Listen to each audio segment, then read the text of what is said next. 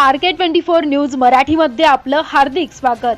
आपण पाहत आहात धाराशिव जिल्ह्यातील सर्वात विश्वासार्ह आणि लोकप्रिय news channel RK24 news Marathi. काय प्रकरण आहे? आजचं जो निवेदन आहे संपूर्ण सकल मातील समाज धाराशिव जिल्ह्याच्या वतीनं आहे। आमची वेदना अशी आहे की गेल्या 2-3 महिन्यापासून मातील समाजाचे कार्यकर्ता कचरू मतदारी सगट यांना टार्गेट केलं जात आहे आणि छोट्या छोट्या गुन्ह्यामध्ये तडीपार केलं जात आहे आणि ती जी 6-7 गुन्हे आहेत त्यात 3 ते 4 गुन्हे नील आहेत आणि 1 ते 2 गुन्हे जे आहेत ते इतर लोकांच्या नावाचे गुन्हे यांच्यावरती ट्रान्सफर करण्यात आलेले आहेत।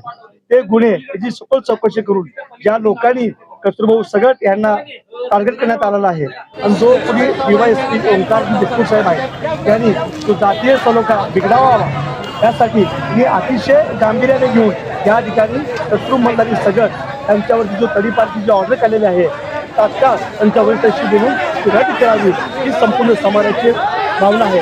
ही आज सुरुवात आहे।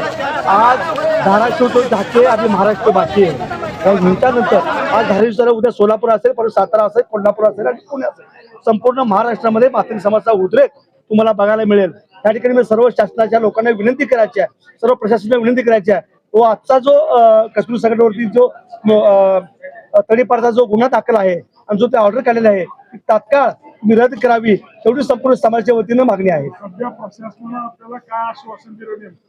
त्या ठिकाणी ह्या ठिकाणी आम्हाला आता जिल्हाधिकारी साहेबांनी आम्हाला बोलले आहेत की येणाऱ्या 2-3 दिवसामध्ये आम्ही सखोल चौकशी करू आणि जो कोणी अधिकारी आहे जो कोणी अधिकारी या ठिकाणी ह्या कामामध्ये काम चुकार करून जो कचरू सगटावरती अंतर्गत गुन्हे इतर लोकांचे गुन्हे यांच्यावरती गुन्हे घालून त्यासाठी हातपार केले चौकशी करून त्या अधिकाऱ्याला आम्ही निलंबित करण्याची मागणी केलेली आहोत।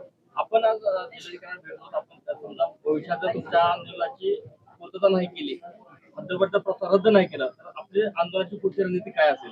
या ठिकाणी मातंग समाजाच्या स्टाईलने आपल्याला उत्तर मिळेल आणि मातंग समाजाच्या वतीनं उग्र आंदोलन तुम्हाला पाहायला मिळेल।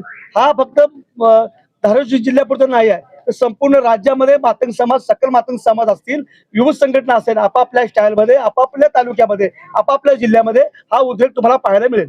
कशामुळे झाला हा प्रकार? राजकीय दोषातून झालेला आहे।